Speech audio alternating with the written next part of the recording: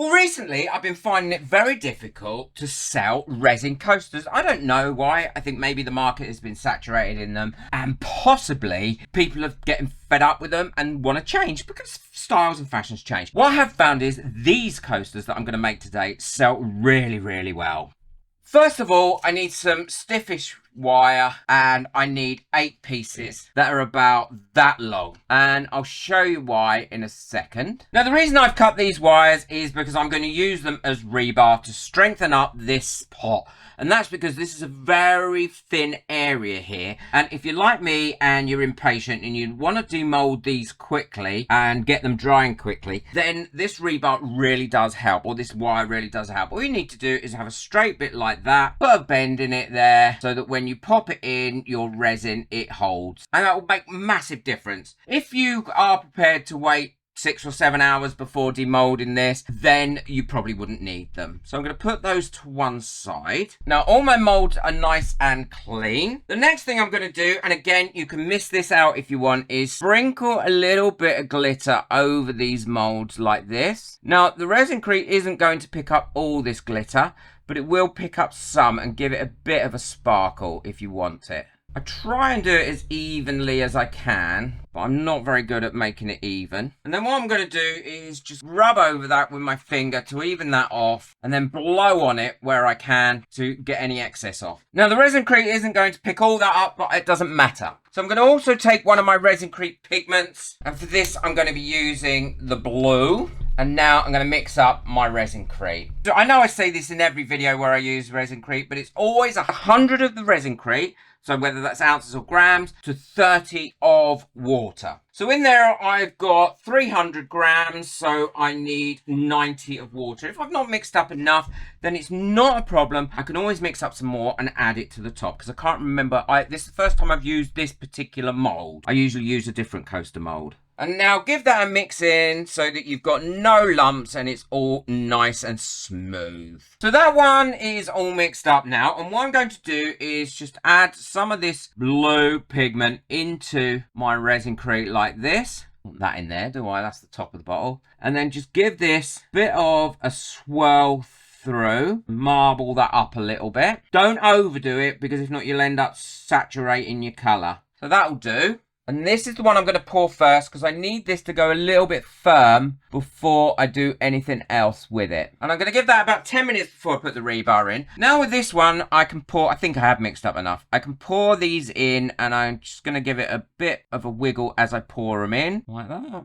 Look at that. I've got not quite enough. I need to mix up just a slight bit more, which is no problem. I can quickly mix that up. But now it's on a board, I can give it a tap like this, rather than giving it too much squidgy widgy, and then it will help release any bubbles, moving it backwards and forwards if there is any. And now we'll keep an eye on this to start to see if it's thickening up, and it is starting to thicken up, but it's not as thick as I want it yet to put these rebar bits in, so I'm going to give it about another 5 minutes. Well, I think they're thick enough now, so what I'm going to do is pop my little bits of rebar in there like that. Yeah, it's definitely thick enough now, and get them all covered up. And I'll keep putting them in. It'd be easier if I didn't have a flipping tremor as I'm trying to put them in. So there we go. They're in there now. We can just leave that to finish off. We can leave that up to cure. I've got a little bit here that I can just pour over where I've put those. And this is going to be the base, don't forget. So that's absolutely fine to do that. And then just move those out a little bit. Because I will sand these bases down anyway, because I've got something I want to show you how I'm going to finish these off. It's going to save you loads of time. And now we can just let them cure up. I'm also going to show you how to make this heart one,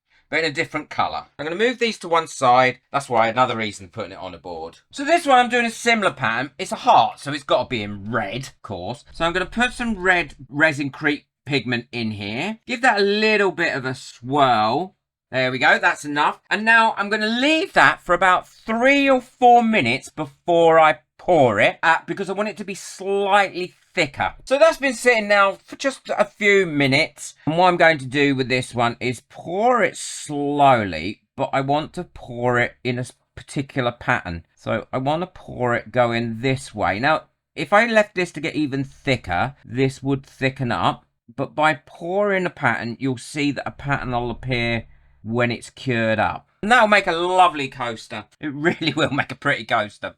I promise you. Well, these should be cured enough now to be able to take them out of the mould. And it's important to take them out of silicone mould because that way you can let them fully dry. Look at that. That did pick up that glitter. And I think that looks absolutely stunning. And it'll look even more stunning once I've finished off completely what I'm going to do with it. But I can't do that until they are fully dry. And they'll take about...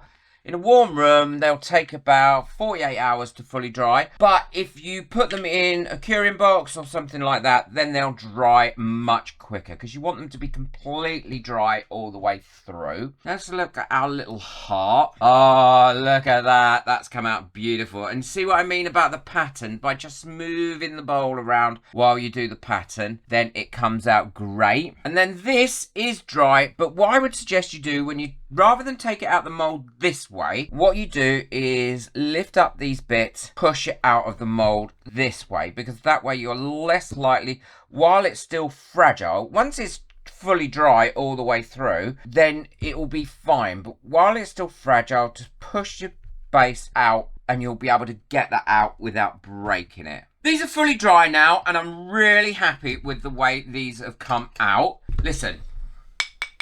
Lovely and dry. What I'm going to do now is seal the coasters with the J-Diction Gloss Sealer. Now this is much better than what I had been using in the past, the varnish. This works really well. It's water resistant, heat resistant, stain and scratch resistant, and you can use it on lots of different products. You don't only have to use it on ResinCrete. And it goes on so easily with this sponge that comes with it. Now I'm going to do both the top and the bottom and the sides of this. And the reason I'm doing the bottom as well is because I want to add something to that bottom to allow it to just finish off the coasters a little bit better. And by sealing them, it'll make it so much easier to add that. So all you need to do is go over it like that, lightly with your sponge, and that way you're not getting any brush marks with it, and it gives you a really good finish. Let this dry. Now if you want to make these completely waterproof, as if you're making a vase or something like that, then you need to allow 24 hours in between each coat. We're doing this because we want to make these as heat resistant and as scratch resistant as possible, and to give them that fabulous finish. And it will really bring out that glitter. Look at that. See, it's really bringing out that glitter. And the same for my heart. I want to gloss up my heart. I love this technique. So I like them dry, and then I'll show you how I'm going to do the base. Now these are all dry, you can really see that glossiness in there. And the sparkle of that glitter, I love it. It's nicely embedded in there.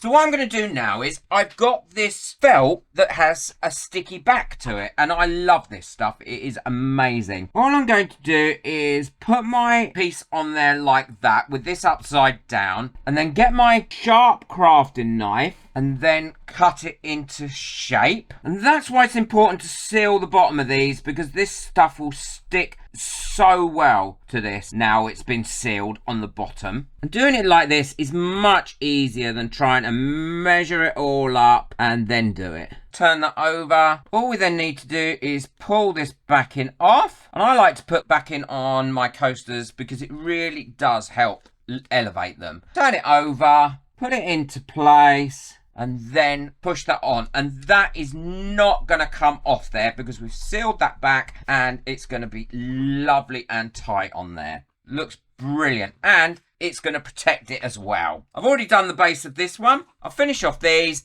and then I'll show you what they all look like finished. The other thing that you can do with these, just to finish them off a bit, is use these metallic markers that J-Diction have just launched, or you can use their other metallic chrome markers as well, but I've really got into using these. They're a really nice metallic finish to these, and they flow so well. So what I'm going to do for these ones is pop a metallic finish around the edges. Now you can mask these off at this stage if you wish. Quite easy to mask off, but look at that. You can get a great metallic finish to these.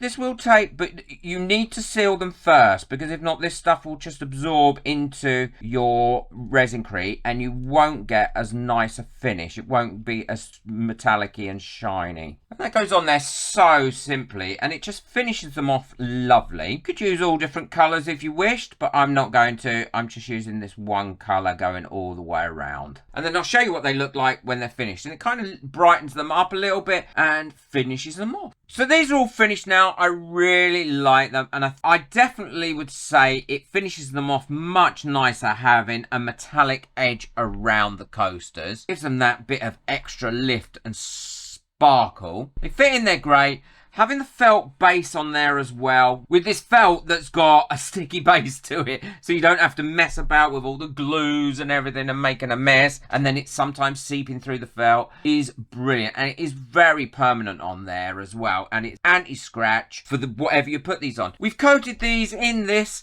so they're heat resistant. They're going to work brilliantly as coasters, and I think you'll agree, they look great as a little set. I'll link everything I've used in the description below, so if you want to get hold of it, you can, including the mould and the felt. Be sure to check out the video that I've got coming up next. I think you'll really enjoy this one if you want to learn more about ResinCrete. It is a great video and it's done really well and it's been very popular. Boot that like button, hit that subscribe button, but most of all, enjoy your resin. Take care. Bye.